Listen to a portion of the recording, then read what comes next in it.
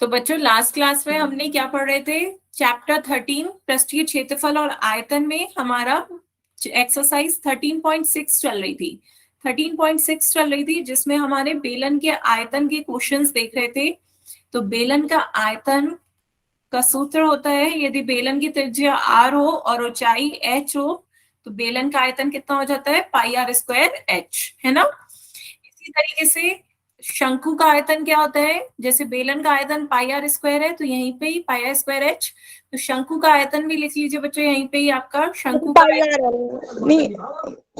Square h divided by 3 से भाग हो जाता है, इसीलिए दोनों फॉर्मूले साथ साथ लिखें। बेलन का आयतन होता है सिर्फ पाई आर स्क्वायर एच और शंकु का आयतन हो जाता है पाई आर स्क्वायर एच को 3 से भाग दे देते हैं हम।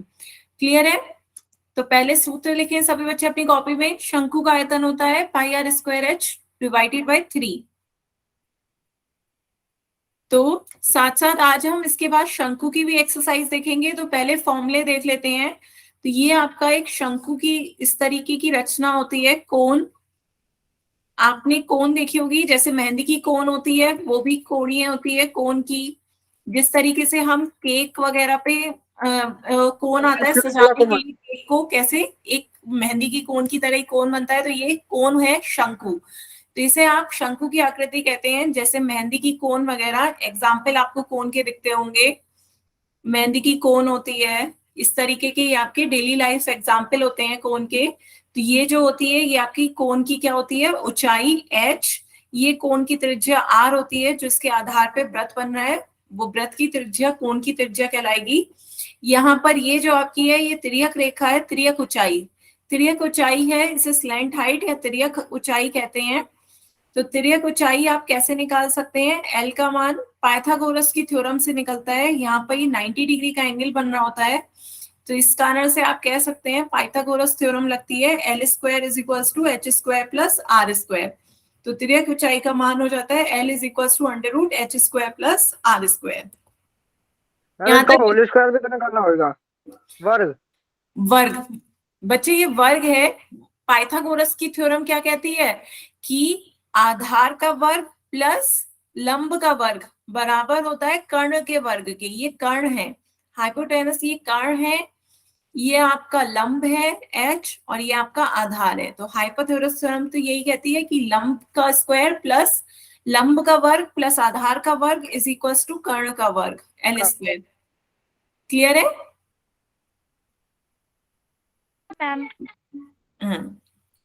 तो सभी बच्चे जल्दी से नोट करें, फिर आगे चलते हैं।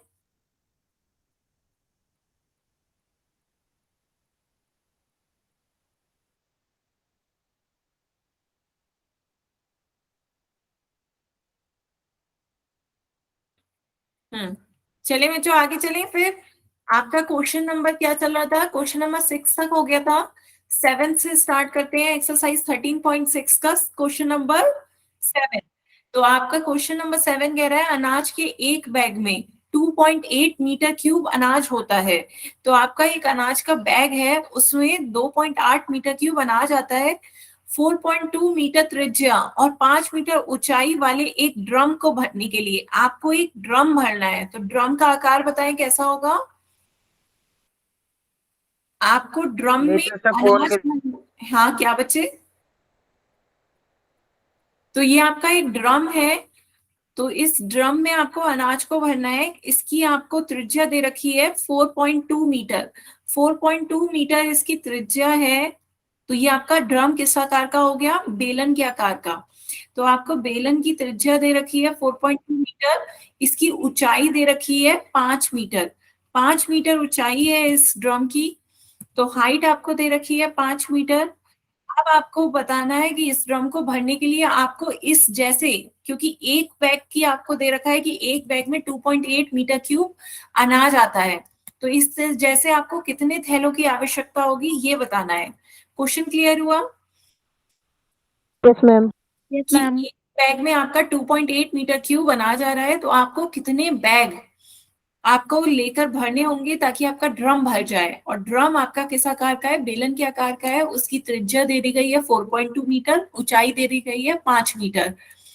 तो आपको इसे भरने के लिए कितने थैलों की आवश्यकता होगी? सॉल्व करें पहले बेलन का। पहले बेलन 22 का। अपॉन में 7, हाँ। 22 अपॉन में 7 multiply by hmm 4.2 multiply by 4.2 multiply by 5। हाँ, तो बेलन का आयतन निकालना है तो पाई आर स्क्वायर एच होता है। पाई का मान हो गया 22/7। आर का मान आपको 4.2 दे रखा है। 4.2 का square that means 4.2 into 4.2। H आपका 5 दे रखा है।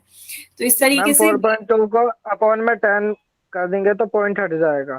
सही है। दशमलव को भिन्न में बदलना चाह रहे हैं, दशमलव को भिन्न में बदल दें। आप जो कट रहा है उसे काट 1 देते हैं। 7 6 42, 7 6 42, 5 एकम 5, 5 5 दूनी 2 10। 10 और 2 और 2 2 11 22, ठीक है, ये 10 और और बचा। 5 2 10, 2 5 2 5 10, 2 21। तो अब आपका कुछ भी नहीं कट रहा है तो क्या बचा? 11 गुणा 6 गुणा 21 बटे में 5। अब आपका कुछ भी नहीं कट रहा है तो गुणा करें। 11 गुणा 6 गुणा 21 कितना आ जाएगा?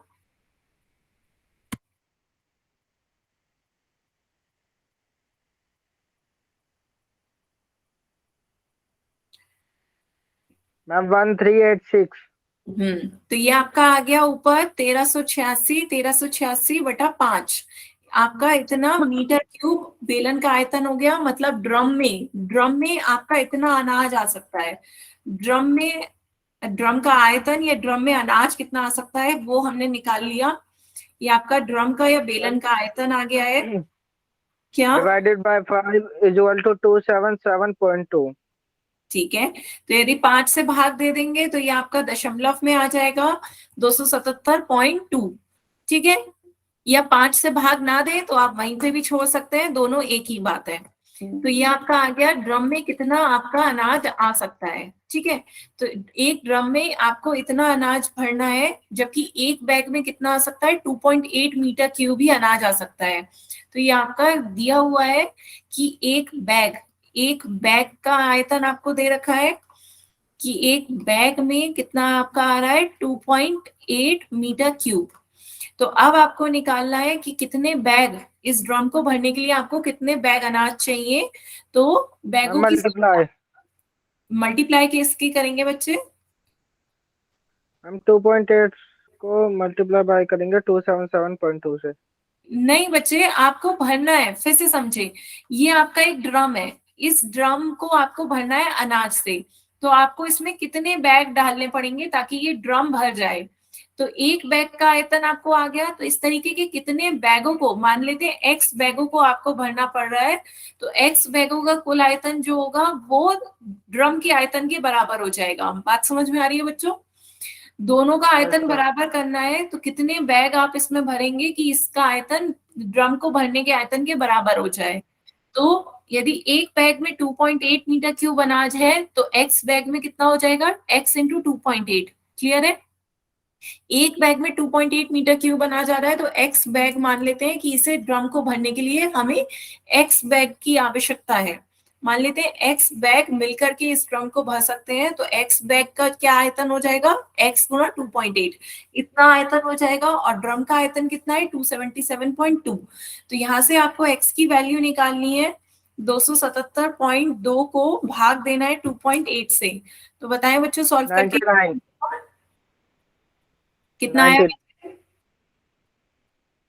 कितना? 90। यहाँ पे बच्चों दशमलव से दशमलव कैंसिल हो जाएगा। दशमलव से दशमलव कट गया तो ये आपका क्या हो गया? 2772 बटे में 28। तो सॉल्व कर लेते हैं। सबसे पहले 7 से भाग देते हैं। 7 चौक 28, 7 तिया 21, 67, 7 9 63, 42, 7 छक 42। 4 से भाग दे देते हैं। 4 9 36, 4 9 36। तो x का मान आ गया 99। तो आपको इस तरीके से 99 बैगों की आवश्यकता होगी, जिसमें 99 बैगों में जितने अनाज होगा, 99 बैग में जितना अनाज होगा वो आपका ड्रम को भरने के लिए उपयुक्त होगा, कि आप उतने अनाज से ड्रम को भर सकते हैं। क्लियर है?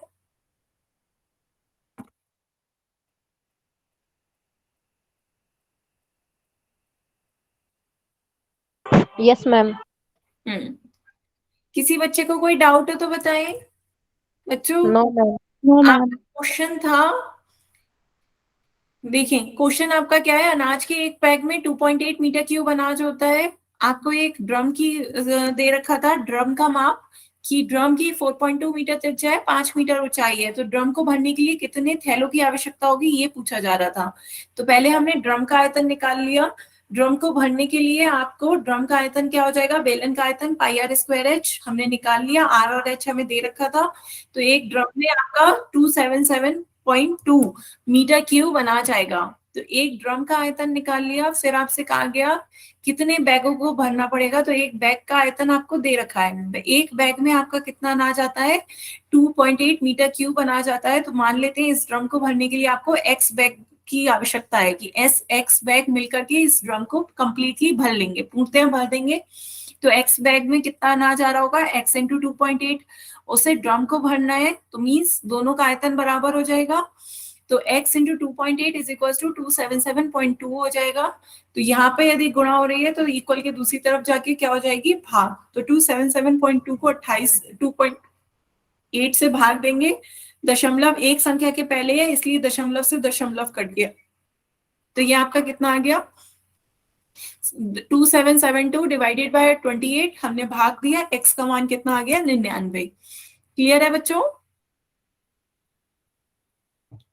किसी भी बच्चे को कोई डाउट हो तो बताएं। No ma'am.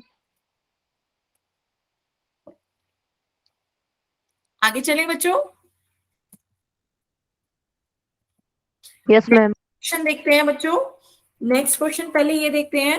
क्वेश्चन में क्या कहा जा रहा है, किसी अस्पताल में एक रोगी को 7 सेंटीमीटर व्यास वाली एक बेलनाकार कटोरे में प्रतिदिन सूप दिया जाता है। तो आपका जो कटोरा है वो बेलनाकार के आकार का है, ठीक है, इस तरीके का कटोरा है। बात समझ में आ रही है। मींस यहाँ पर देखिए आपका इस तरीके का कटोरा है, ये किस शेप का हो गया, बेलनाकार का कटोरा हो गया। बेलन है, एक जार टाइप का कटोरा, इस तरीके का बेलन के आकार का कटोरा हो जाएगा। तो ये आपका एक बेलनाकार है जिसमें आपसे कहा जा रहा है कि इसका जो व्यास है, तो जो आपका आधार होगा वो एक वृत्त है। आधार कैसा है, एक वृत्त है जिसका व्यास दे रखा है आपको 7 सेंटीमीटर। तो आपको यहाँ पे एक व्यास दे दिया गया है 7 सेंटीमीटर, तो इसकी त्रिज्या कितनी हो जाएगी मैम 7/4। इतना 7/2 त्रिज्या। 4 भी कर सकते हैं। क्या बच्चे, 7/4 भी तो कर सकते हैं शायद से। 4 क्यों करेंगे बच्चे, भाग तो 2 से दिया जाता है, त्रिज्या व्यास की आधी होती है। त्रिज्या का फॉर्मूला क्या होता है, r इज इक्वल्स टू व्यास बटा 2। त्रिज्या इज इक्वल्स टू व्यास की आधी होती है, त्रिज्या का हमेशा याद दीजिए 4 से भाग नहीं 2 से भाग देना होगा। त्रिज्या व्यास की आधी होती है। ये पूरी आपका एक वृत्त है, तो ये आपका केंद्र है, ये आपकी त्रिज्या है, तो ये आपका व्यास है। तो ये आपका पूरा व्यास की लंबाई कितनी हो जाएगी, r प्लस आर। व्यास कितना हो गया, r plus R, that is 2r। तो व्यास 2 गुणा त्रिज्या होती है, तो व्यास का मान 2 गुणा त्रिज्या हो गया, तो त्रिज्या का मान क्या हो जाएगा, व्यास बटा 2। बताएं बच्चे, व्यास जो है आपका 2 इंटू आर आ गया, 2 गुणा त्रिज्या, तो त्रिज्या के बराबर हो जाएगी किसके, व्यास बटा 2 के। क्लियर हुआ बच्चों, बताएं। ठीक है मैम। ये Yes, पूरा sir. आपकी लंबाई व्यास है, आधी इसकी त्रिज्या हो गई कि केंद्र से परिधि से, केंद्र और परिधि को मिलाने वाली कोई भी रेखा आपकी क्या होती है, त्रिज्या। तो ये केंद्र है, केंद्र से परिधि को मिलाया, ये आपकी त्रिज्या हो गई, ये भी आपकी त्रिज्या हो गई। तो पूरी रेखा आपकी क्या हो जाएगी, 2r। 2r आपका पूरी एक रेखा व्यास कहलाती है जो केंद्र से होकर जाती है। कोई भी जीवा जो केंद्र से होकर जाती है वो आपकी क्या कहलाती है, व्यास। तो ये आपका व्यास हो जाता है त्रिज्या बटा 2 गुणा त्रिज्या। तो यहाँ से आपकी त्रिज्या कितनी आ गई, 7/2। क्लियर हुआ बच्चों। तो यस ये मैम। की त्रिज्या आ गई है 7 डिवाइडेड बाई 2। आगे चलते हैं। यदि कटोरे को सूप से 4 सेंटीमीटर की ऊंचाई तक भरा जाता है, यदि कटोरे को सूप से हम सिर्फ 4 सेंटीमीटर की ऊंचाई तक भर रहे हैं, मीन्स कटोरे में जो सूप है वो इतना भरा हुआ है केवल। 250 रोगियों को दिया जाएगा। हाँ क्या बच्चे, ये आपका 4 सेंटीमीटर की ऊंचाई तक हमने भरा जाता है, तो अस्पताल को 250, मल्टीप्लाई होएगा 250 से, जो आंसर है। देखते हैं बच्चों आगे क्वेश्चन क्या कहा जा रहा है। अस्पताल को 250 रोगियों को परोसने के लिए प्रतिदिन कितना सूप तैयार करना होगा। प्रतिदिन एक दिन में कितना सूप प्रिपेयर करते हैं यदि उन्हें हर पेशेंट को, जो हॉस्पिटल में आपके अस्पताल में जितने भी रोगी आ रहे हैं उन्हें वो सूप परोसा जाता है। सूप किस में परोस रहे हैं हम, बेलनाकार कटोरे में परोस रहे हैं और सिर्फ 4 सेंटीमीटर की ऊंचाई तक परोस रहे हैं। तो आपका बेलन, सिर्फ आप उस बेलन को कटोरे का बेलन नहीं देखेंगे, आप सिर्फ इतने बेलनाकार का आयतन निकालेंगे, क्योंकि आपको सिर्फ सूप का आयतन निकालना है। क्लियर हुआ बच्चे? आपको किसका आयतन निकालना होगा, सूप का, कि एक कटोरे में कितना सूप जाता है। एक कटोरे में सूप का आयतन निकालना है।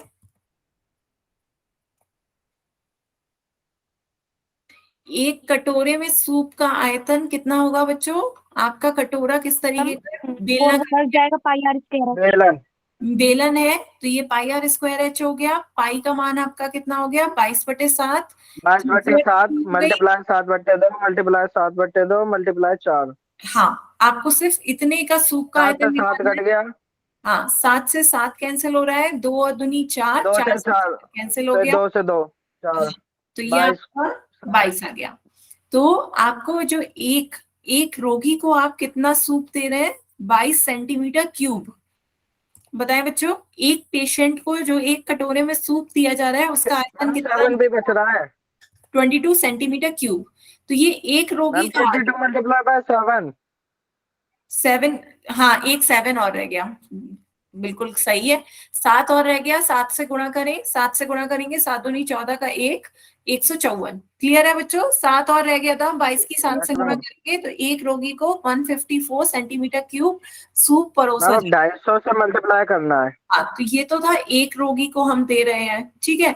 इसी तरीके के उस अस्पताल में 250 रोगी हैं, 250 रोगी को एक एक कटोरी सूप मिल रहा है, तो एक दिन में टोटल आप कितना सूप बना रहे हैं।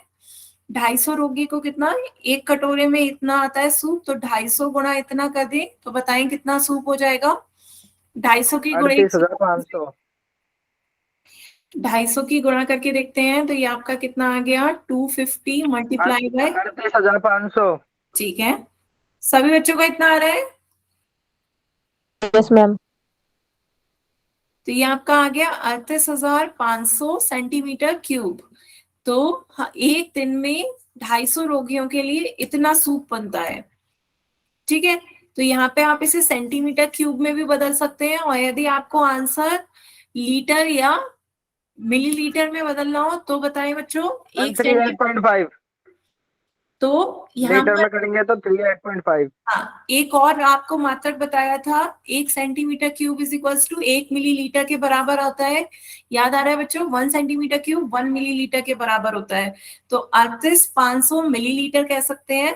और दूसरा एक आपको बताया था क्या, कि 1 लीटर में 1000 मिलीलीटर होते हैं, है ना। 1 लीटर में 1000 मिलीलीटर होते हैं, तो आप इसे इसमें भी कन्वर्ट कर सकते हैं, 38 38.5 इंटू 1000। तो ये आपका कितने के बराबर हो जाएगा, 38.5 इंटू 1000 करोगे 38,500 हो जाएगा। 1000 मिलीलीटर की जगह आप लीटर कर सकते हो, तो 38.5 लीटर। तो आपको कितना सूप बनाना है, 38.5 लीटर, इतना सूप बनाना है 250 रोगियों को परोसने के लिए। बताएं बच्चों, क्लियर हुआ सभी को?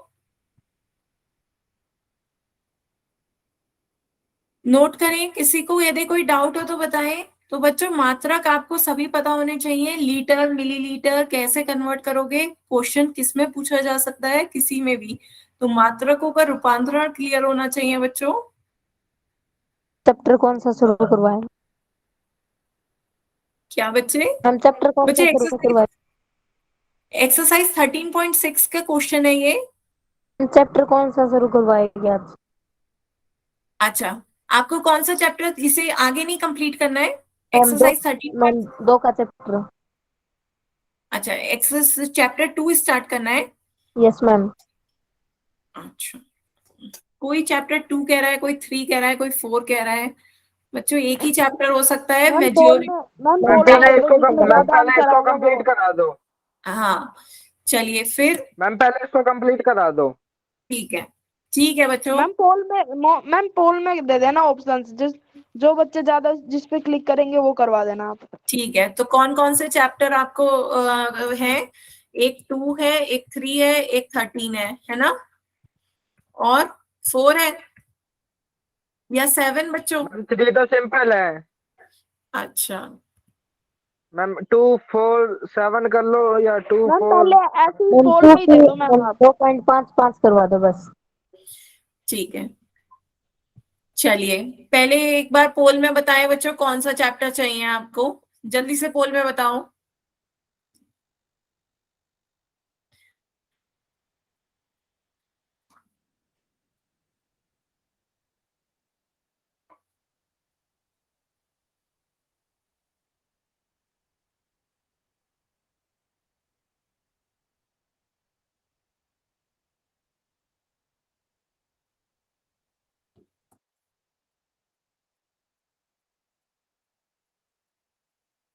आधे बच्चों के आंसर आए हैं अभी। बाकी बच्चे भी बताएं कौन सा चैप्टर पढ़ना चाह रहे हैं।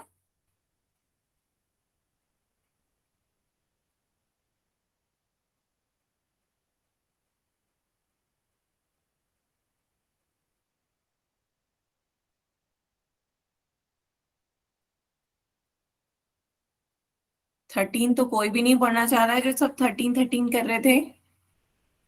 या तो सेकंड चैप्टर या फोर्थ चैप्टर। मैम मैंने 13 पे ही लगाया है। अभी 12 बच्चों के आए हैं, 6 बच्चे और जल्दी मैम से 2 पे बताएं। ज्यादा वो होता है मैम, 2 वाला चैप्टर 2 मैम 2 करवा वाला दो। समझा दो। ठीक है, बाकी 6 बच्चे भी जल्दी से बताएं। बच्चों बहुपद तो आपके उसमें भी चला है।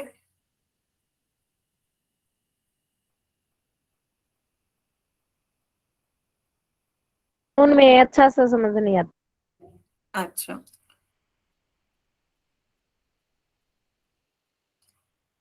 मैम 4 ही करवा दो, सेकंड को रहने दो। अभी 6 बच्चे और रह गए, जल्दी से आंसर दें, बताएं। 6 बच्चे और देंगे तो फिर थोड़ा सा और क्लियर होगा कौन सा चल रहा है।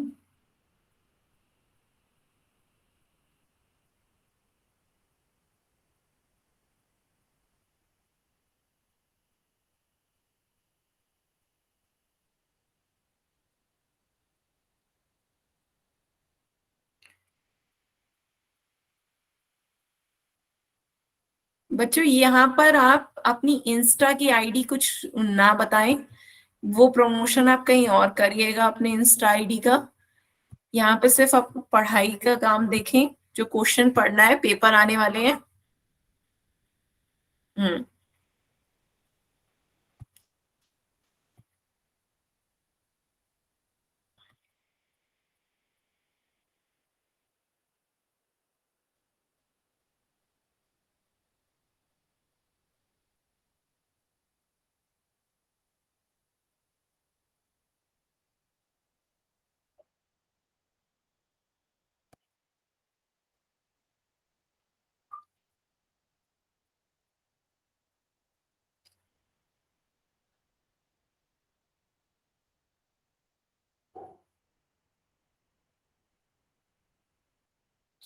चलिए, 15 बच्चों के वोट आ गए हैं, जिसमें से 5-5 जो हैं वो चैप्टर 2 और चैप्टर 4 के लिए है। तो चैप्टर 4 स्टार्ट करें, क्योंकि 2 तो बच्चों आपका यस बहुपद ही मैम। था। मैम यस मैम 4 कर दो, 4 कर दो मैम 4। सेकंड ठीक है। चैप्टर में टाइम भी लगेगा। और क्योंकि चैप्टर सेकंड तो बहुपद आपने उसमें भी पढ़ा है, यूनिट 2 आपकी कोर्स में भी थी। ठीक है, मैम जीत भी गया मैम 4 चैप्टर, 6 वोट आ गए उसमें। चलिए।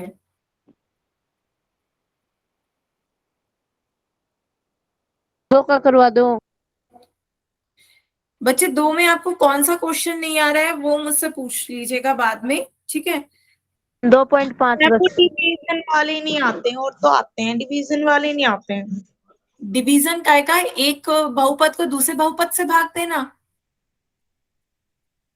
Yes yes ma'am. मैम, 2.4 में है मैम वो क्वेश्चन, 3 में मैम शायद वो क्वेश्चन। अच्छा, ठीक है, तो आपके वो क्वेश्चन ले लेंगे जो पर्टिकुलर आपको नहीं आते हैं वो क्वेश्चन। चलिए दोनों ही चैप्टर्स का थोड़ा बहुत देख लेते हैं। तो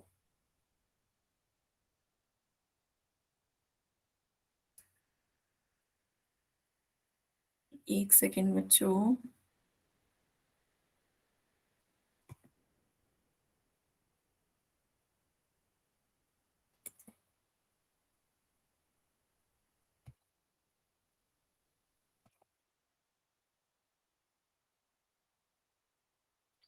चलिए तो स्टार्ट करते हैं।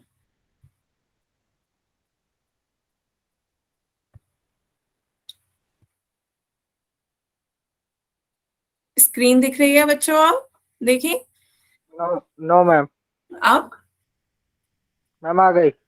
एक्सरसाइज 4.1 का बच्चों पहला क्वेश्चन है आपका, एक नोटबुक की कीमत एक कलम की कीमत से दोगुनी है। ठीक है, तो आपकी दो चीजें दे रखी हैं, एक नोटबुक दे रखा है और एक कलम। ठीक है, नोटबुक और कलम है तो आपको पहले इन दोनों कथन को समझना होगा। अपने कथन को लाइफ से कनेक्ट करके देखिए। ठीक है, तो एक नोटबुक की कीमत कलम की कीमत से दोगुनी दे रखी है। अपनी मान लो कि एक कलम की कीमत कितनी है, कुछ भी बताओ, एक पेन की कीमत कितनी होती है? 5 रुपए। तो अपने मन में मान लो कि यदि कलम 5 रुपए का है तो आपसे कहा जा रहा है कि नोटबुक की कीमत जो है वो कलम की 20। कीमत से दोगुनी है, तो नोटबुक 10 रुपए की आ रही होगी, है ना? 10। तो इसी तरीके से ये तो हमने माना है। माना है, जब हम मान रहे हैं तो हम इसे कोई चर भी मान सकते हैं, क्योंकि हमें नहीं पता ये एग्जैक्ट कितने रुपए की है। तो हम मान लेते हैं कि कलम जो है वो कितने रुपए का है, एक्स रुपीस का है, तो नोटबुक की कीमत कितनी हो गई? 2x rupees. बताएं बच्चों, क्लियर है? कथन आपसे क्या कहा जा रहा है कि एक जो नोटबुक की कीमत है वो कलम की कीमत की दोगुनी है। किसी को बताएं, कोई डाउट हो तो? यहां तक क्लियर है? अब इस कथन को निरूपित करने के लिए दो चरों वाला एक रैखिक समीकरण लिखिए। मान लीजिए नोटबुक की कीमत x है और कलम की कीमत y है। तो अब आपसे क्या कहा जा रहा है कि आपको दे रखा है, क्या दे रखा है यहाँ पर, कि नोटबुक की कीमत को आपको अच्छा। x मानना है और कलम की कीमत को y मांगना है। तो दोनों के बीच में, x और y के बीच में बताएं रिलेशन क्या आएगा?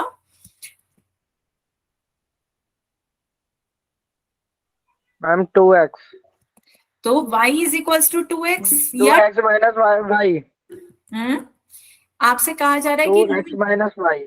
नोटबुक की कीमत जो है वो 2 गुना है पेन की कीमत से। तो नोटबुक आपने मानी है x और पेन की कीमत आपने मानी है y।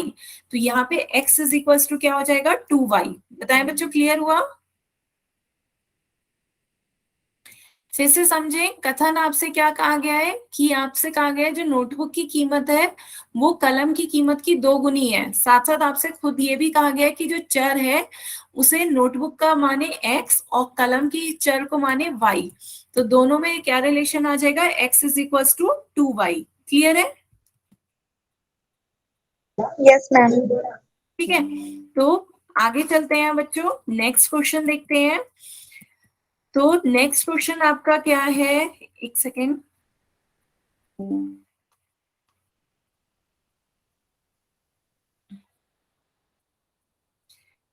नेक्स्ट क्वेश्चन बच्चों ये है, निम्नलिखित रैखिक समीकरणों को ax plus B Y plus C is equal to 0 के रूप में व्यक्त करना है और प्रत्येक स्थिति में a b c के मान बताएं। तो यहाँ पर बताएं, इसे पहले ax plus B Y plus C के रूप में कैसे लिखेंगे?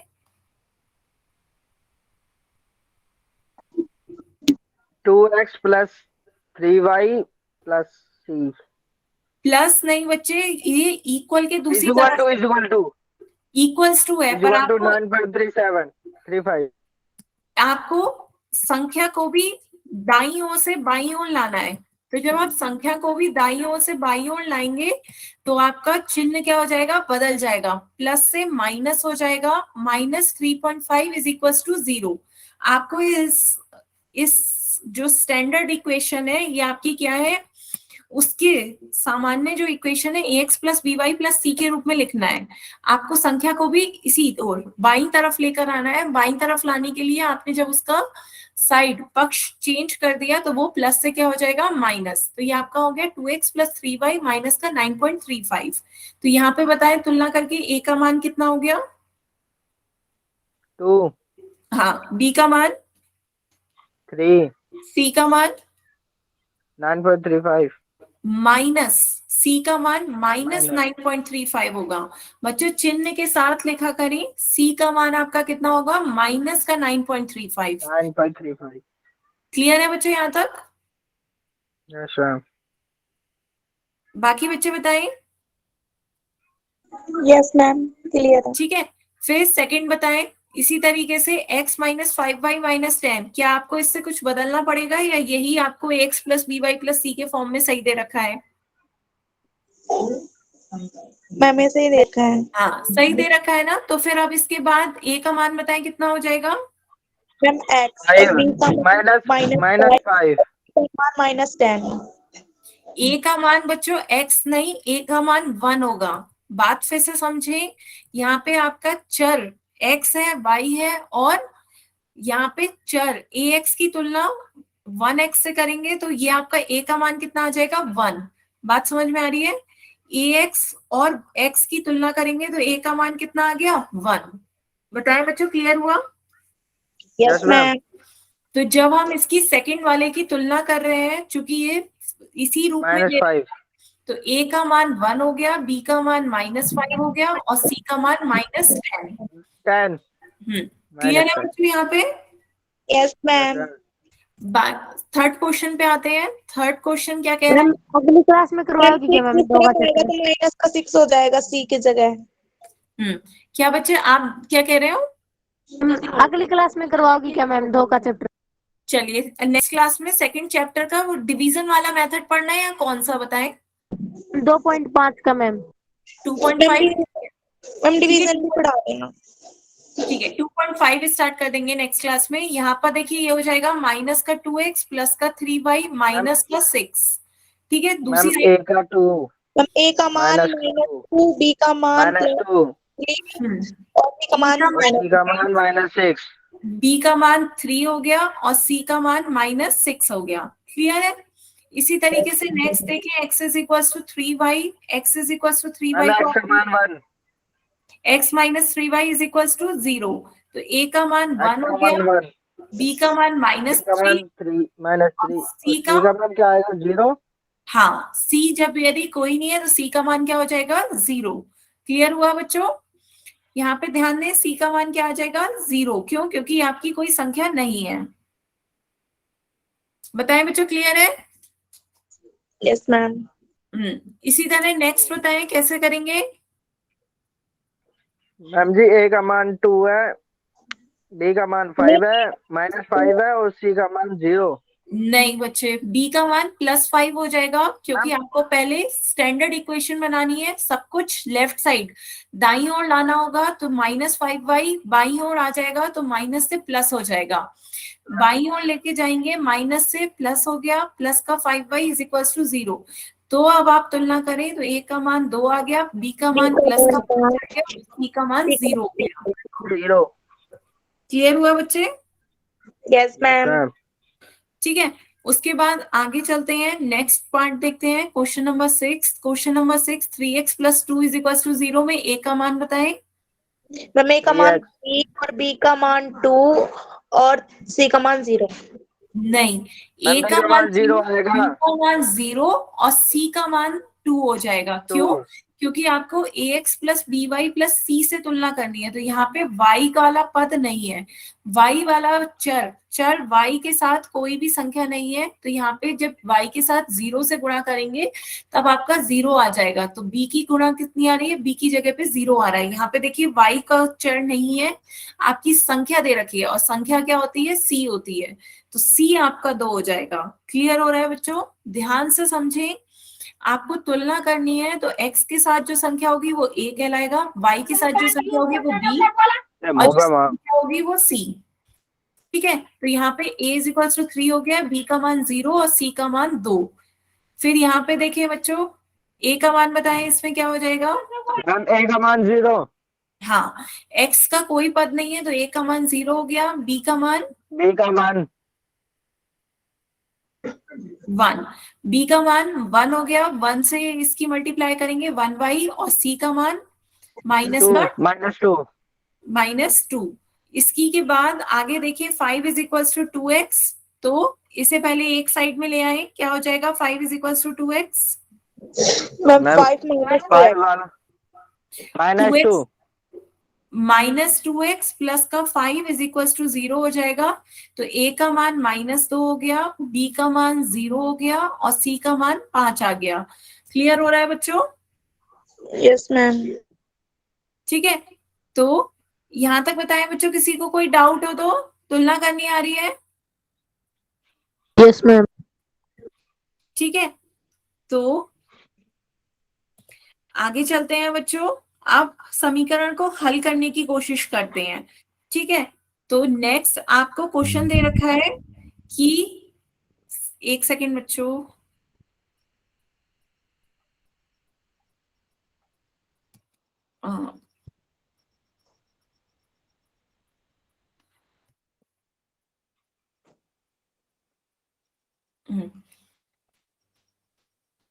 तो नेक्स्ट क्वेश्चन देखते हैं। नेक्स्ट क्वेश्चन है, आपको समीकरणों के हल लिखने हैं। समीकरण के हल बताएं, हल क्या होंगे?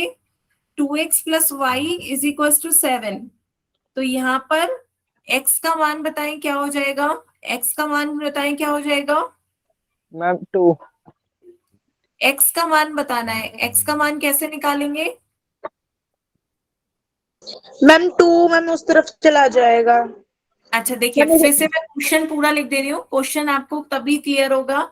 तो आपको क्या बताना है? निम्नलिखित समीकरणों के, निम्नलिखित समीकरणों के, ध्यान से समझिए ये क्वेश्चन क्या कह रहा है। समीकरणों में से प्रत्येक समीकरण के 4 हल लिखने हैं। प्रत्येक समीकरण के 4 हल लिखिए। बच्चों ये क्वेश्चन बहुत इंपॉर्टेंट है, सभी बच्चे ध्यान से देखिए मैम इसको। इसका गुस्सा होएगा 1 -1 0 2। हाँ, तो एक सेकंड बच्चों, इसे आपको क्यों ये बहुत इंपॉर्टेंट क्यों है? क्योंकि आपको जब आगे ग्राफ बनाने होंगे, किसी भी संख्या को ग्राफ में निरूपित करना होगा, तो आपको ये बहुत जरूरी आने चाहिए। तो समीकरण को ग्राफ में कैसे बनाओगे, इसके लिए ये आपका है। तो इस तरीके से एक टेबल बना लो, ये टेबल बना लो। ये आपकी एक टेबल हो गई। इसमें चूंकि 2 चर हैं, एक x मान लो, एक y। क्लियर है बच्चों? Yes ma'am. ठीक है, इस तरीके से आप एक वो बना लो। तो यहाँ पर देखो आपका क्वेश्चन है 2x plus Y is equal to 7। तो y का मान क्या हो जाएगा? 2x को दूसरी साइड ले जाओ, y का मान कितना हो गया? 7 माइनस 2x। यहाँ तक बताएं बच्चों, ये बात 1 to समझ में आ 5 रही है? y इज इक्वल टू कितना हो गया? 7 माइनस 2x, है ना? तो अब आप क्या रखोगे? x के मान रखते जाओ, x के मान रखते जाओ, y का मान अपने आप आ जाएगा। x का मान कैसे रखो? देखो बच्चों, एक बार 0 रख लो, एक बार 1 रख लो, एक बार 2 रख लो, एक बार -1 रख लो। ये बात समझ में आ रही है? क्यों? क्योंकि आप नेगेटिव भी रखो और पॉजिटिव भी रखो। तो आपको 4 हल बताने थे, यदि 3 हल देखने होते तो मैं -1 0 और 1 ही रखती, ताकि एक नेगेटिव हो गया, एक पॉजिटिव हो गया और एक पॉइंट 0 हो गया। अब चूंकि 4 हल निकालने थे तो मैंने -1 0 1 2 4 संख्या ले ली। क्लियर है? यहां तक बताएं बच्चों। अब यस मैम।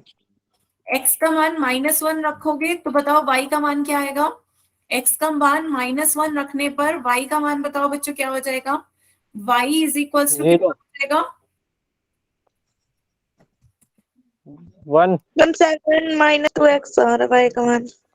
7 माइनस 2x में 7 माइनस 2x की जगह पे -1 रखो। x की जगह पे -1 रखोगे तो यहाँ पे आपका सॉल्व करोगे, क्या हो जाएगा? 7 माइनस माइनस प्लस हो जाएगा, 2 की 1 से गुणा करेंगे +2 हो जाएगा। 7 + 2 कितना आ गया? 9। x बराबर -1 रखने पर y का मान कितना आ गया? 9। बताएं बच्चों, क्लियर हो रहा है? Yes ma'am. इसी तरीके से x की जगह 0 रखो, y का मान बताओ कितना आ जाएगा? मैम दूसरे का भी नहीं होएगा शायद से। क्या हो जाएगा? दूसरे का भी तो 9 ही होगा ना? नहीं, x का मान 0 रखो तो बताओ y का मान क्या होगा? 5। नहीं, x का मान 0 रखने पर y का मान क्या आ रहा है बताओ बच्चों? x की जगह पे 0 रखो, 7 माइनस 2x, x की जगह पे 0 रखोगे, 0 की किसी भी संख्या से गुणा होती है 0 आ जाता है, 7 7 0 घटाओगे 7 आ जाएगा। बताए बच्चों, क्लियर हुआ? यस और मैम 1 रखने पर 5 आएगा। हाँ, x का मान 1 रखोगे, 7 माइनस 2 5 हो जाएगा। x की जगह पे 2 रखोगे, कितना आ जाएगा? 3। 3 आएगा। 7 7 माइनस 2 दूनी 4, 7 में से 4 घटाओगे 3 आ जाएगा। क्लियर है बच्चों? Yes ma'am. तो यहाँ पर आपके समीकरण के 4 हल आ गए। समीकरण के 4 हल आपसे पूछे गए थे, तो इस समीकरण के 4 हल कैसे आए हैं? हल बच्चों आप इस तरीके से दिखाओगे, x और y आपके ये हल हो गए। पहला हल आया, x की जगह पे -1 रख रहे हो तो y का मान 9 आ रहा है, x की जगह पे 0 रख रहे हो तो y का मान 7 आ रहा है, x की जगह पे 1 रख रहे हो तो y का मान 5 आ रहा है, x की जगह पे 2 रख रहे हो तो y का मान 3 आ रहा है। क्लियर हुआ बच्चों? Yes ma'am. ठीक है। अच्छा, अब इसी में ही बच्चों मैं एक चीज और सिखाती हूँ आपको, रेखाओं को कैसे बनाना होता है। यहाँ पर देखिए, आपकी एक रेखा आपको इसे निरूपित करना है संख्या रेखा पर। वो आपका ये किस तरीके से इस पर ग्राफ पर निरूपित करना है, ठीक है? तो ग्राफ पर कैसे निरूपित करोगे? ये आपका एक ग्राफ है। मैम 4 चतुर्थांश होते हैं। हाँ, 4 चतुर्थांश होते हैं। तो यहाँ पर ये आपकी क्या है? x और y दो एक्सेस है। ये Yes, आपकी ma'am. x कहलाती है, ये आपकी y x कहलाती है। तो यहाँ पर -x और -y। हाँ, ये वेरी गुड, बिल्कुल सही। ये आपकी x पॉजिटिव x होती है, ये आपकी निगेटिव x होती है। और ये मैम नीचे ऊपर वाली आपकी पॉजिटिव x होती है, नीचे आपकी निगेटिव x होती है। क्लियर है? और जहां ये एक दूसरे को काट रहे हैं, ये आपका मूल बिंदु मध्य या ओरिजिन कहलाता है। ठीक है, तो अब यहाँ पर आपके इन्हें संख्याएं दे दो, 1 2 3 4 5 और आगे 6 7 8 9, आगे 9 तक जाएगा क्योंकि आपने संख्या 9 तक ली है, तो आगे तक बढ़ा लेते हैं। 2 4 6 का। हाँ, 2 4 6 8, कैसा भी स्केल ले सकते हो, स्केल आपके ऊपर है कि आप 2 4 6, लेकिन जो भी लीजिएगा स्केल थोड़ा सा इक्वल रख के लीजिएगा, 6 7 8 और 9। ठीक है, ये आपका हो गया स्केल। इसी तरीके से ऊपर आपका पॉजिटिव हो जाएगा 1 2 3 4, ये आपका निगेटिव है, ये आपका निगेटिव 1 2 3, या फिर आप निगेटिव रखना चाहो तो निगेटिव भी लिख सकते हो, -1 -2 -3 -4।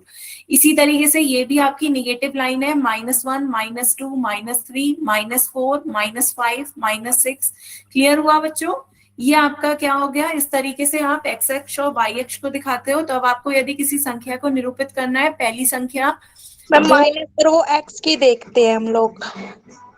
बच्चे दोनों ही देखते हैं। सबसे पहले आपको -1 और 9 को दिखाना है, तो x is equal to -1, x आपका -1 हो और हम y x की तरफ से -1 आएगा और y के ऊपर 9 जाएगा। होगा। तो बच्चों ये आपका आगे तक ऊपर तक जाएगा, ऊपर आपका ये वैल्यू आपको 9 तक रखनी मैम 9 है। लिख दो सीधा। तो 9 और 7 लिख देते हैं, 6 7 8 और ये 9। ठीक है, तो ये आपकी संख्या 9 तक हो गई। तो पहला वाला संख्या देखिए कहाँ पे आप निरूपित करेंगे, -1, -9। x तो पहले यहाँ पे देखिए x -1 पे हो नेगेटिव और वाला। y 9 पे हो, तो इन दोनों को y 9 पर हो, y 9 पर हो गया और x -1 पे है, तो ये दोनों जहां पे मिल रही है वो आपका पॉइंट हो जाएगा। ये यहाँ पर मिल रही है और ये यहाँ पर, तो इन दोनों को कहाँ पे मिल रहा है? ये दोनों रेखाएं आपकी इस बिंदु पर, तो ये आपका पॉइंट आ गया। क्लियर है बच्चों? Yes ma'am. इसी तरीके से ये से पॉइंट ए दे दो, इसे नाम दे दो पॉइंट ए।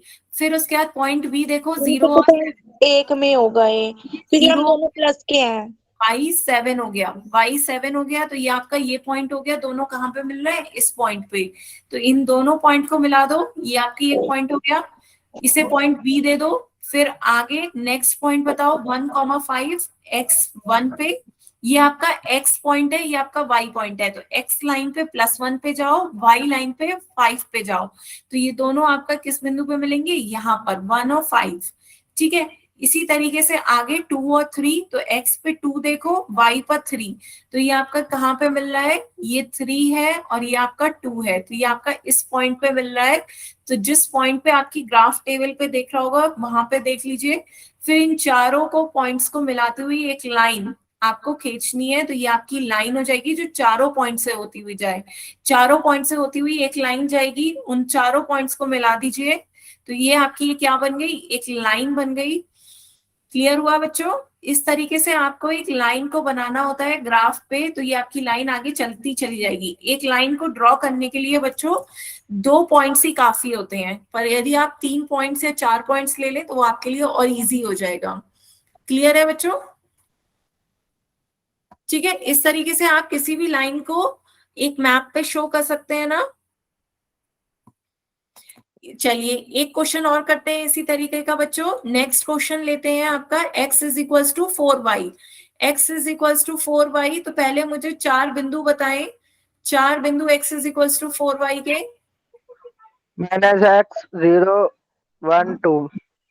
x के मान अब की बार बताओ, x के मान लोगे या y के मान लोगे? x ज्यादातर x का ही मान लिया जाता। बच्चे ज्यादातर ऐसा कुछ नहीं है, आपने यहाँ पे देखिए x का मान 0 1 2 लोगे तो y का मान आपका भाग में आ जाएगा, 0/4 1/4 -1/4। तो आपको ऐसी संख्या का y लेना है, ऐसी संख्या को -1 0 1 2 मानो ताकि आपकी कैलकुलेशन इजी हो सके। तो यहाँ पर आप y को ले लो, y को 0 -1 1 2 ले रहे हैं, क्यों? क्योंकि आपका x is equals to 4 multiply by y है, 4 इंटू y है। तो यहाँ पर आप y की जगह पे कोई वैल्यू लोगे तो x का मान आपको आसान और सही सा दिखेगा, नहीं तो वो आपको भाग की तरह दिखता। तो x y की जगह पे -1 रखोगे तो x का मान कितना आ जाएगा? -4। -4। y की जगह 0 रखोगे तो x का मान कितना हो जाएगा? 4 0। और y की जगह पे 1 रखोगे तो x का मान मैम 4 ही आएगा। 4, और y की जगह 2 पे 8 आएगा। 8। तो ये आपका इजी दिख रहा है ना? तो इस तरीके से आपको पहले ये भी सोचना है कि आपको x की जगह पे मान रखना है या y की जगह पे, जो आपको आसानी से आंसर दोनों तरीके से सेम आएगा, बस वो रेखा आपको वही मिलेगी, वो जो भी उसे वैल्यू सेटिस्फाई कर रहे होंगे, क्योंकि ढेर सारी वैल्यू सेटिस्फाई हो रही है। तो आपको वो वैल्यूज लेनी है जो आपको थोड़ा सा मैप में शो करने के लिए आसान लगे। यदि आप यहीं पे x की जगह पे 1 लो, x की जगह पे 1 लोगे तो y का मान क्या आएगा बताओ? x की जगह पे 1 लोगे तो y का मान 1/4 आएगा। तो क्या ये आप इसे ग्राफ में अच्छे से दिखा सकते हो 1/4 को? नहीं। इसीलिए मैंने y की वैल्यूज ली 0 -1 1 और 4, 1 और 2। तो यहाँ पे आपका x और y पॉइंट्स कौन कौन से आ गए? -4, -1, 0, 0, 4, 1 एंड 8, 2। क्लियर हुआ बच्चों? ये आपके x, y के पॉइंट्स आ गए, जिन्हें आप एक मैप पे दिखाएंगे और आपका मैप पे एक लाइन शो हो जाएगी। ये आपका पॉइंट 0 है, इधर आपके 1 2 3 4 5 6, इधर भी -1 -2 -3 -4, यहाँ भी ले लीजिए 1 2 3 4, यहाँ तक 4 तक ही ले रहे हैं, 8 तक भी ले सकते हैं, लेकिन 8 तक मैप थोड़ा सा बड़ा करना पड़ेगा, 4 तक ही ले लेते हैं। 4 की जगह 8 कर दो ना उसको।